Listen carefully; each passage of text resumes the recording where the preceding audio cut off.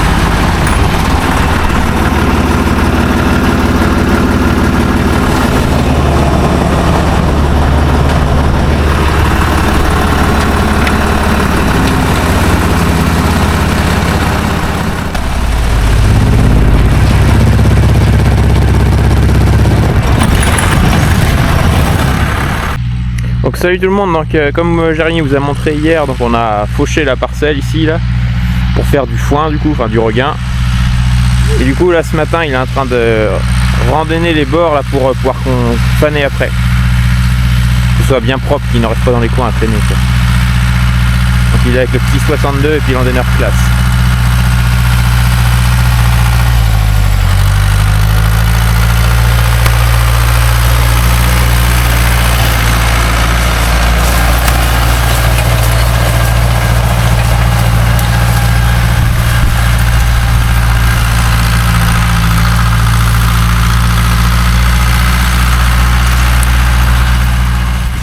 Et comme vous voyez, c'était un petit peu mouillé hier soir, comme vous avez vu, mais avoir fauché, ça va permettre que ça sèche entre les andins, parce que sinon avec le trèfle, c'est quand même assez compliqué que ça sèche bien. Donc là, ça va permettre de bien sécher, puis pouvoir faire, pour que voir que le, enfin, oui, comme je disais, le fourrage comme ça, il va pouvoir être sur du sec, et puis ça va mieux sécher, parce que du fourrage sec sur du sol trempé, ça ne pourra jamais sécher, ça va pas aller quoi. Donc avoir séché un jour plus vite, ça va quand même permettre de gagner un jour de séchage quoi. Et donc là ensuite sur les bords c'est du foin plus moyen, c'est du 1er juillet quoi, de l'écologique. Donc on peut faucher qu'à partir du 1er juillet, donc c'est de la vieille prairie quoi.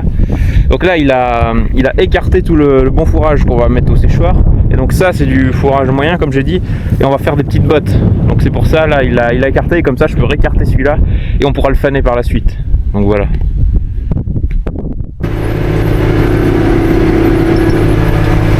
Voilà tout le monde, on se retrouve, on est l'après-midi, donc j'ai vu Mathis, il a filmé vite fait ce matin quand on a fait les tours de champ.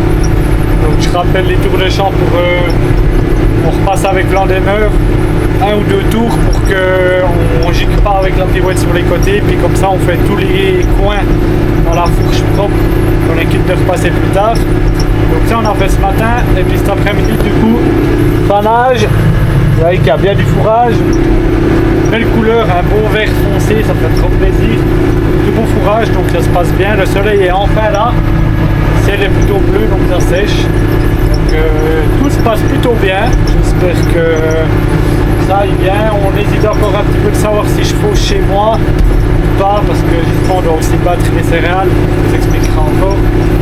Donc c'est un peu le dilemme, je sais pas trop quoi faire. Donc là je vais déjà finir de faner, pirouetter. Et après on ira faire un tour tout d'un coup dans les prairies et céréales chez nous. Comme ça je peux vous montrer un petit peu ce qu'on en est. Et puis voilà, j'espère qu'en tout cas la vidéo vous plaît. Et puis dites-moi en commentaire quel ensemble vous avez pour faner ou pirouetter chez vous. Donc ici, classe 410 avec la pirouette Botting. Le modèle je la connais vraiment pas par cœur. Ça doit être genre une hit 10 points, je sais plus combien. Donc, voilà, mettez ça en commentaire. Et puis voilà.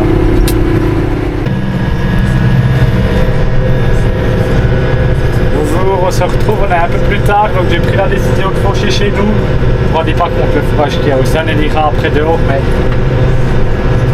il y a plus que la première, plus que la deuxième. J'ai jamais vu sur cette ferme, je pense. C'est incroyable. Le mélange là, vous vous rendez pas compte? Regardez ces andins qui sortent. J'ai jamais vu ça. ça. Et pour vous dire, là j'étais au Rumex avant dehors, parce qu'il y en avait encore un ou deux. À des places, j'en avais jusqu'au nombril du trèfle. Donc ouais, c'est haut, il y a pas mal d'herbe.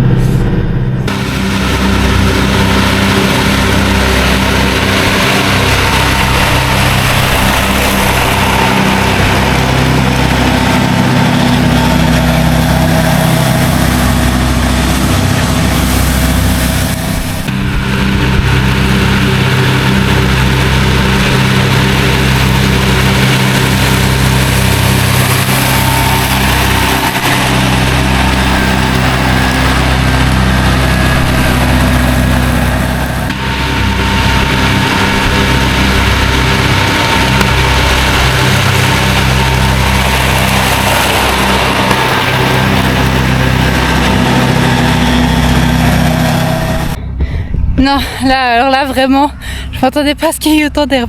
J'en ai, je vous dis, jusqu'au hanche, puis à des places j'en ai jusqu'au nombril. C'est hallucinant tout ce qu'il y a, puis elle est archi dense, il y a une chier de trèfle. Voilà, luzerne on ne la voit plus beaucoup, donc je sais pas s'il y en a encore ou pas. On a de la peine à la trouver, mais en tout cas, c'est incroyable toute cette herbe qu'il y a.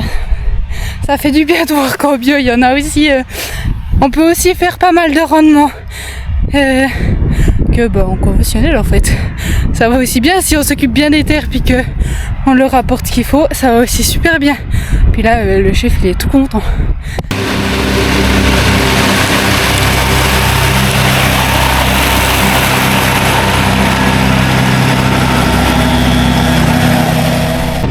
Bon, vous allez dire que je suis peut-être un peu fou, que je m'enthousiasme un peu beaucoup, mais j'ai jamais vu ça de toute ma vie, je crois. J'ai dit à Océane de faire un aller-retour parce que j'ai besoin de voir les vidéos.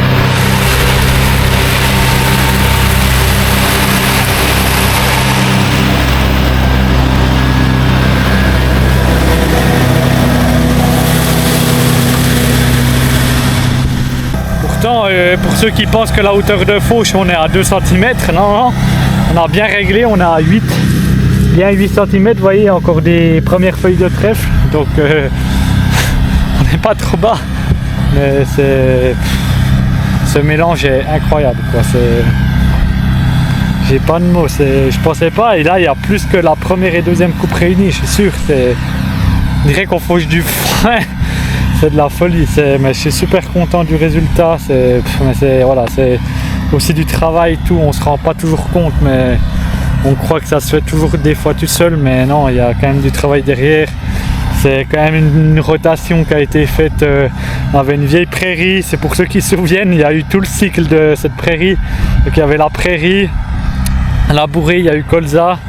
Après il y a eu labouré, je veux dire, il y a eu du blé, colza, épeautre, puis on a remis une prairie, mais le résultat là, faudra juste que, faut prendre note de ce mélange, et puis on sait que ça surtout, je pense, parce qu'ici il y a pas mal de terre au fond, mais ailleurs il n'y a pas trop de terre, donc je suis assez surpris, je pense que c'est assez au droit que ce mélange il fonctionne, mais je sais pas si vous voyez, vous aurez trop long d'explications de ma part, je suis désolé, je vais prendre le double mètre.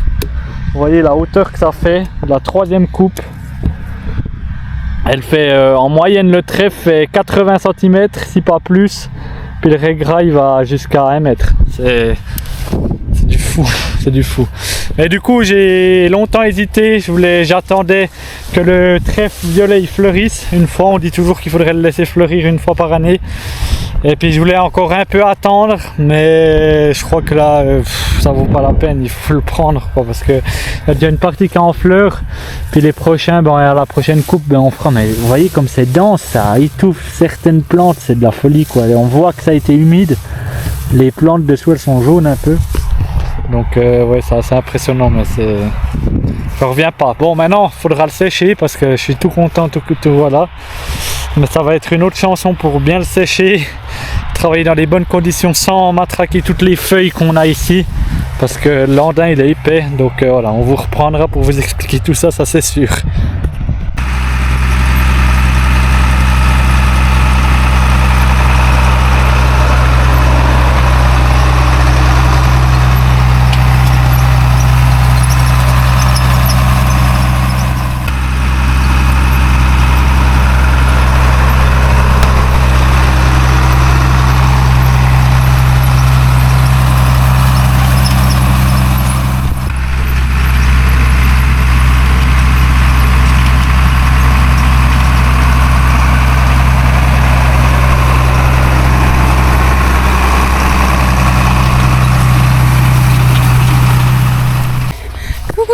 monde, j'espère que vous allez bien. Aujourd'hui on a pirouetté, mais j'ai complètement zappé de vous prendre avec. Elle était dans la voiture toute la journée, la caméra. Plus j'avais des batteries, donc j'avais pas d'excuses. J'avais le drone, donc là vous aurez vu, vous verrez quelques plans au drone. Et puis là c'est Mathis qui est en train de faire les petits ondins de nuit. Puis moi, pendant que je cours de gauche à droite, d'un bout de champ à un autre, pour vous faire des plans à la caméra, Jérémy vous mettra une petite photo que j'ai fait là, de lui couché tranquille dans l'herbe, en train de faire ses plans au drone. Voilà, j'espère que la vidéo vous plaira. N'hésitez pas à mettre des gros pouces bleus, à commenter si vous avez quelque chose à nous dire. Oula, je suis en plein soleil. Et puis voilà, bonne suite de vidéo.